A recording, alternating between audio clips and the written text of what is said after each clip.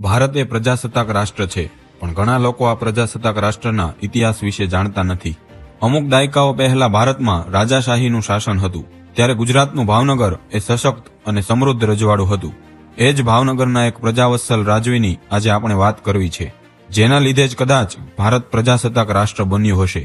એ રાજવી બીજું કોઈ નહીં, નેક નામદાર મહારાજા કૃષ્ણકુમારસિંહજી ગોહિલ હતા. આપણે એમનો સંપૂર્ણ પરિચય આજે મેળવીએ. તેઓનો જન્મ 19 મે 1912ના રોજ ભાવનગરના ગોહિલ રાજવંશમાં થયો હતો. પિતા ભાવસિંહજી અને માતા નંદકુંવરબાએ ઉત્તમ ચરિત્ર નિર્માણ કરી કૃષ્ણકુમારસિંહજીનો ઉછેર કર્યો હતો. કૃષ્ણકુમારસિંહજી ગોહિલ જાડેજા રાજવંશના ખીરસરા રાજ પરિવારના ભાણેજ હતા. તેઓ શિક્ષણમાં ખૂબ જ નિપુણ હતા. રાજકોટની રાજકુમાર કોલેજમાં અભ્યાસ કરી ઉચ્ચ શિક્ષણ માટે તેઓ ઇંગ્લેન્ડ ગયા હતા. કહેવાય છે પિતા ભાવસિંહજીની ગેરહાજરીમાં માત્ર 7 વર્ષની ઉંમરે કૃષ્ણકુમારસિંહજીનો રાજ્યાભિષેક કરવામાં આવ્યો હતો. મહાત્મા ગાંધી સાથેની તેઓની પ્રથમ મુલાકાત ભાવનગરમાં જ થયેલી. ગાંધી સાથેની સૌપ્રથમ મુલાકાત વખતે કૃષ્ણકુમારસિંહજીની ઉંમર માત્ર 13 વર્ષની હતી. ભાવનગરના દિવાન સર પ્રભાશંકર પટણીએ કૃષ્ણકુમારસિંહજીનું ઉત્તમ ચારિત્ર ઘડતર કરેલું. કૃષ્ણકુમારસિંહજીને પટણીએ ઉત્તમ રાજકીય શિક્ષણ આપવામાં ખૂબ જ મદદ કરી હતી. પુખ્ત વયના થયા ત્યારે કૃષ્ણકુમારસિંહજીને સત્તાવાર રીતે ભાવનગરની ધુરા સંભાળવાનો મોકો મળ્યો. ગોંડલના રાજવી ભોજરાજજી જાડેજાના કુંવરી વિજયાબા સાથે કૃષ્ણકુમારસિંહજીના લગ્ન થયા હતા. તેઓના કુલ 5 સંતાનો હતા, જેમના નામ વીરભદ્રસિંહજી, શિવભદ્રસિંહજી, હંસા કુંવરબા, દિલહર કુંવરબા અને રોહિણી કુંવરબા હતા. શાસનકાળમાં તેઓ સુધારાવાદી રાજા તરીકે ઉભરી આવ્યા હતા. એ સમયે કૃષ્ણકુમારસિંહજીએ ભાવનગર ધારાસભાની હિમાયત કરેલી અને લોકશાહી મૂલ્યોને મજબૂત બનાવવાના સફળ પ્રયાસો કરેલા. ભાવનગરનું સુપ્રસિદ્ધ ગૌરીશંકર તળાવ, જે આજે બોર તળાવ તરીકે પણ ઓળખાય છે, તે કૃષ્ણકુમારસિંહજી ગોહિલની ભાવનગર રાજ્યની પ્રજાને અનમોલ ભેટ હતી. એ સમયથી લઈ અને આજ દિન સુધી આ ગૌરીશંકર તળાવ ભાવનગર રાજ્યની જીવાદોરી બની અને ઊભું રહ્યું છે. ઉત્તમ શાસન વ્યવસ્થાના લીધે ઈસવીસન 1938માં તેઓને KCSIના ઇલકાબથી સન્માનિત કરવામાં આવ્યા હતા. તેઓ હંમેશા પોતાની પ્રજાનું કલ્યાણ ઈચ્છતા હતા. કૃષ્ણકુમારસિંહજીનું એકમાત્ર સૂત્ર હતું કે મારી પ્રજાનું કલ્યાણ થજો. ઈસવીસન 1947માં આપણું ભારત આઝાદ થયું, પણ આઝાદી બાદ ભારત જુદા જુદા ક્ષેત્રોમાં અને પ્રદેશોમાં વહેંચાયેલું રાજ્ય હતું. ભારતમાં સેંકડો રજવાડાઓ અને નાના મોટા રાજ્યોનો સમાવેશ થતો હતો.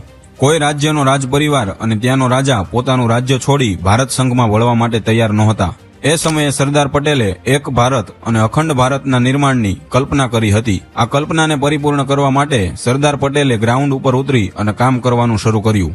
ત્યારે અખંડ ભારતના મહાયજ્ઞમાં પોતાની સૌપ્રથમ અંજલિ ભાવનગરના મહારાજા કૃષ્ણકુમારસિંહજી ગોહિલે આપી હતી.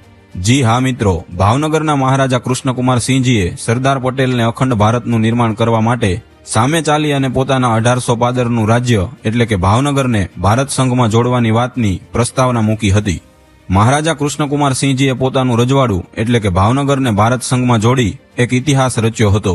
તેઓએ ભારતના દર્જનો રજવાડાઓ માટે એક ચીલો બનાવ્યો હતો. આ ચીલાઓ પર ચાલી અને સેંકડો રજવાડાઓએ ભારત સંઘમાં જોડાવાનો નિર્ણય કર્યો હતો. મહારાજા કૃષ્ણકુમારસિંહજીની આ પહેલ પછી જુદા જુદા રજવાડાઓમાં અને નાના નાના પ્રાંતોમાં વહેંચાયેલું ભારત અખંડ ભારત બન્યું. 26 જાન્યુઆરીના દિવસે ભારત પ્રજાસત્તાક રાષ્ટ્ર બન્યું. આ પ્રજાસત્તાક રાષ્ટ્રનો શ્રેય કોઈ રાજાને જતો હોય તો એ ભાવનગરના મહારાજા કૃષ્ણકુમારસિંહજી ગોહિલને જાય છે.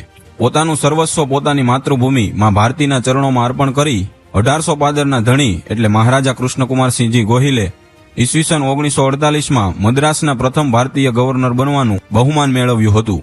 એ જ વર્ષે રોયલ ભારતીય નૌકાદળમાં માનદ કમાન્ડર તરીકેની નોકરી કરી મહારાજા કૃષ્ણકુમારસિંહજીએ એક સામાન્ય ભારતીય નાગરિક તરીકે પોતાનું જીવન ગુજાર્યું હતું.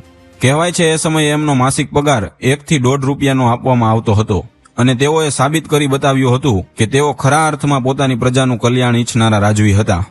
મહારાજા કૃષ્ણકુમારસિંહજી ગોહિલને આજે પણ લોકો એટલા જ સન્માન અને માન સાથે જુએ છે.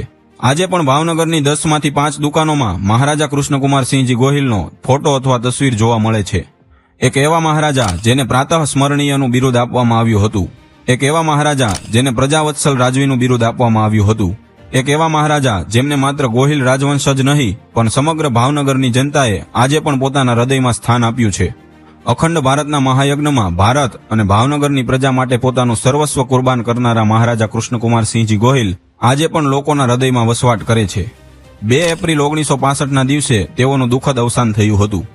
તેઓની યાદમાં ભાવનગર યુનિવર્સિટીને મહારાજા કૃષ્ણકુમારસિંહજી ગોહિલ યુનિવર્સિટી એવું નામ આપવામાં આવ્યું છે. ખરા અર્થમાં ભારતનું રત્ન એવા મહારાજા કૃષ્ણકુમારસિંહજીને ભારત રત્નનો એવોર્ડ મળે એ જ આશા સાથે અનસંગ ઇતિહાસમાં આવા વિડીયો જોવા માટે અમારી સાથે જોડાયેલા રહેજો. જય હિન્દ, જય ભાવનગર.